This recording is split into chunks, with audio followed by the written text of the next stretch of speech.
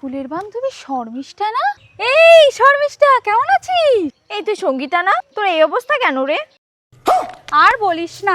কেন? তুই তো খুব বলতি বড় একটা বিজনেস করব, প্যারিসে থাকবো।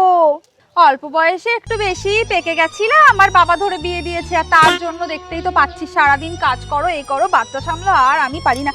কিন্তু তোর তো বেশ দারুণ হয়েছিস রে। তুই এখন কোথায় থাকিস? আমি এখন প্যারিসে থাকি রে, আমার একটা বিজনেস আছে।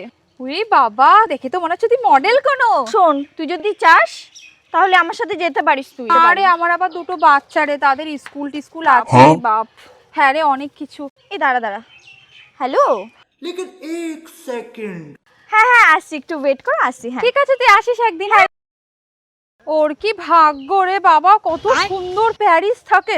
আর আমার ভাগ্য দেখো সব কাজ। হ্যাঁ হ্যাঁ আসছি আসছি আসছি। আরে না না কাকিমা, কি বলবো বলো তো, আসলে আমার স্বামী না আজকে মদ খেয়ে এসে খুব মারধর করছিল, ওই জন্য একটু দেরি হয়ে গেল। তুমি বাসনগুলো রাখো, আমি গিয়েই মেজে দেবো। আসছি আসছি।